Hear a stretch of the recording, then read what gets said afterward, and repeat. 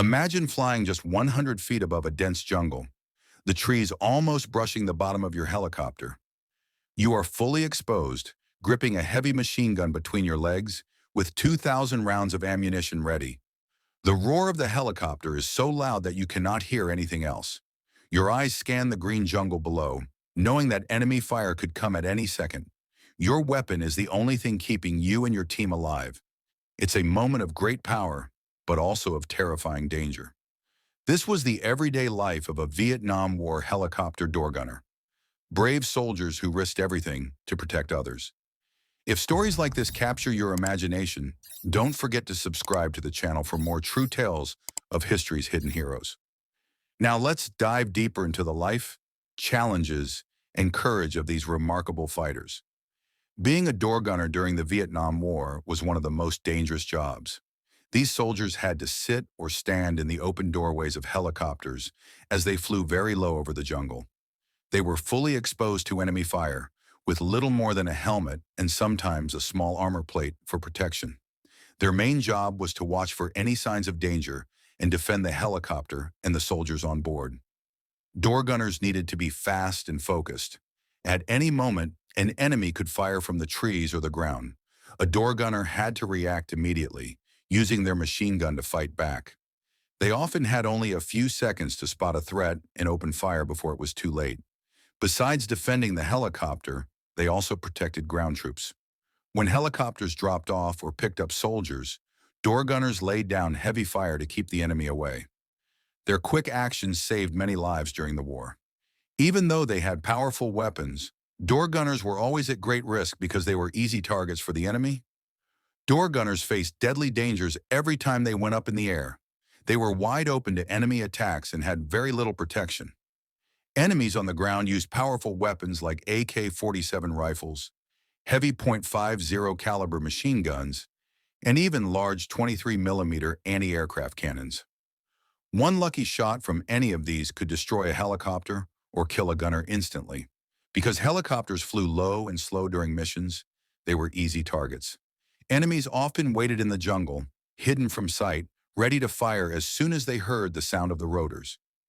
Gunners had to stay alert every second because the danger could come from anywhere, behind a tree, a rice field, or even from hidden bunkers. Even though door gunners had strong firepower in their hands, they were also among the most exposed and vulnerable soldiers in the war.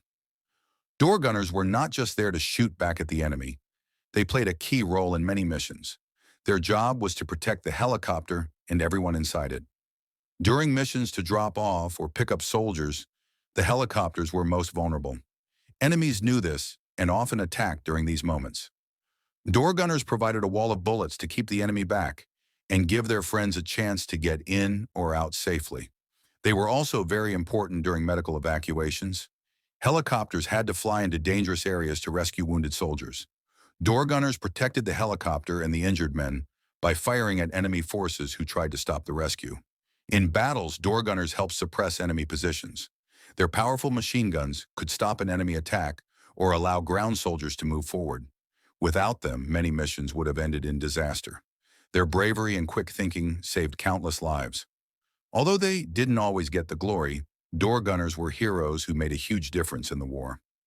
Every soldier who got home safely from a helicopter mission owed a part of their life to these fearless warriors.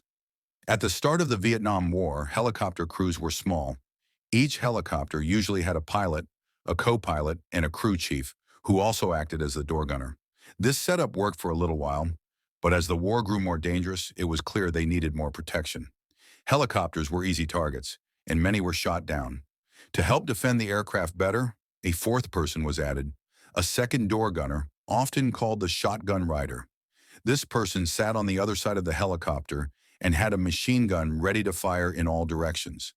The shotgun rider was often strapped to the helicopter with just a simple belt called a monkey strap. Sometimes these straps broke, and gunners would fall or hang in the air, risking their lives even more. Still, adding extra gunners saved many lives during the war. A door gunner was not easy. Soldiers had to go through special training to get ready for the dangers they would face. First, they learned how to use the helicopter's intercom system. This allowed them to talk to the pilot, co-pilot, and crew chief during mission. Good communication was very important to stay alive. Trainees also practiced flying in groups, called formations. This helped helicopters protect each other while moving through dangerous areas. Learning to work as a team was a big part of the training. One of the hardest parts was getting used to standing or sitting in an open doorway while the helicopter moved fast, bounced, and shook. Gunners had to practice shooting while the helicopter turned, climbed, and dove to avoid enemy fire. It took a lot of balance, strength, and focus. Trainees learned to fire at moving targets and deal with the powerful vibration from the helicopter. They also practiced using a clock system to give directions. For example, calling out enemy at 3 o'clock to tell the crew where to look. Not everyone could handle the pressure, but those who passed training became a powerful part of the crew, ready for the dangers ahead. Door gunners used some of the most powerful weapons of the war.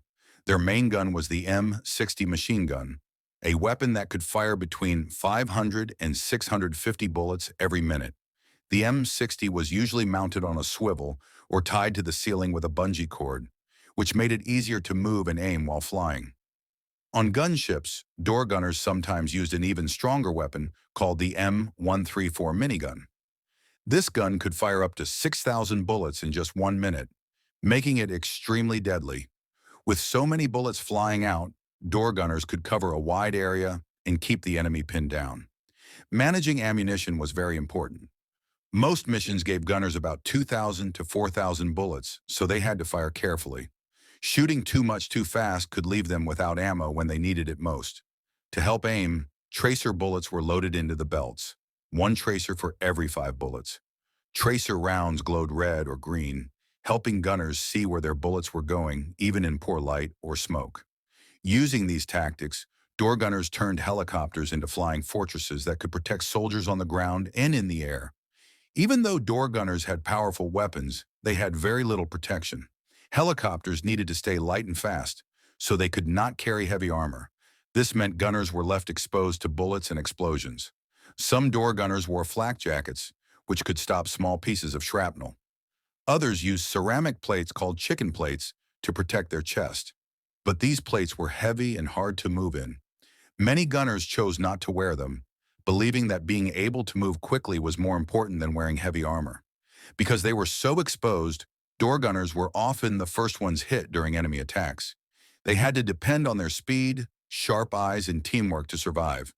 Every time they lifted off the ground, they knew they were taking a huge risk, but they kept flying to protect their fellow soldiers. Door gunners worked on 2 main types of helicopters during the Vietnam War: slicks and gunships. Each type had a different job, and door gunners had to adjust to both.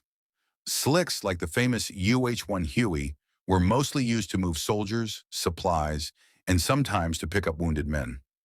Door gunners on slicks were mainly responsible for defending the helicopter during takeoffs and landings, when the helicopter was slow and an easy target. Gunships were built for attack. They were armed with rockets, grenade launchers, and machine guns. Door gunners on gunships worked as part of the attack team. Their job was to fire at enemy positions and protect the troops on the ground during battles. No matter which helicopter they were on, door gunners had to be ready for anything. Their quick actions often meant the difference between a safe landing and a deadly crash. Shooting from a moving helicopter was extremely difficult. The helicopter was always shaking, turning, and bouncing to avoid enemy fire.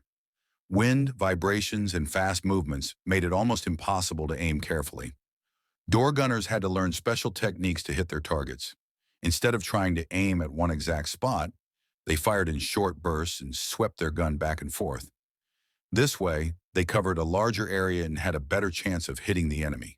Because the helicopter was moving forward fast, gunners had to aim a little ahead or below where they wanted to hit. It was like trying to hit a moving target while you were moving too. Quick thinking and fast reactions were very important. Even with all these skills, hitting the enemy was never easy, but a good door gunner could turn a dangerous mission into a successful one. Every mission was full of danger for door gunners. They were often the first ones shot at during attacks. Hot landing zones, places where helicopters dropped off or picked up soldiers, were especially deadly. Enemies would wait and fire at the helicopters as they hovered low to the ground. Door gunners had to stay calm under fire, returning bullets to protect the crew and ground troops. Many times, gunners were wounded or even killed during these moments. Still, they kept fighting, knowing their actions could save lives. There are many stories of incredible bravery. Some gunners fell from helicopters, but managed to survive and continue fighting. One famous story tells of a gunner who fell onto two enemy soldiers, fought them off, and waited until he was rescued. Sadly, not every story ended well. Many gunners were lost during missions, and their bravery often went unnoticed. Despite the dangers, door gunners kept doing their jobs, driven by loyalty to their fellow soldiers. Their courage under fire made them heroes, even if they never called themselves that. They faced death every day, but fought with everything they had to protect others. The life of a door gunner was not only dangerous, but also very hard on the mind. Flying for hours over the jungle could be boring, but that boredom could change to deadly combat in just a few seconds. Seeing friends get hurt or killed became a part of everyday life. Many door gunners suffered from combat fatigue, which today is called PTSD, post-traumatic stress disorder. They carried heavy memories of battles, loss, and fear long after they returned home. It was hard for them to talk about what they had seen and done. Because helicopter crews often had high casualty rates, almost every door gunner lost close friends during the war. These painful experiences left deep emotional scars. Even after the war ended, many gunners struggled with sadness, anger, and nightmares for years. Their bravery came with a great personal cost that few outsiders ever truly understood. Vietnam War door gunners were some of the bravest soldiers of their time. Their quick actions saved thousands of lives, both in the air and on the ground. They faced death every day, but still climbed into those helicopters, ready to protect their comrades at any cost. The lessons learned from their missions helped shape modern helicopter warfare. Today's helicopters have better armor, targeting systems, and safety features, thanks to the sacrifices made by door gunners in Vietnam. Even though they were often forgotten after the war, their bravery and strength left a lasting mark on history. Their story reminds us of the human cost of war and the courage it takes to face danger every day. Thank you for watching and learning about these true heroes. If you enjoyed this story, please like the video and subscribe to the channel for more amazing history stories.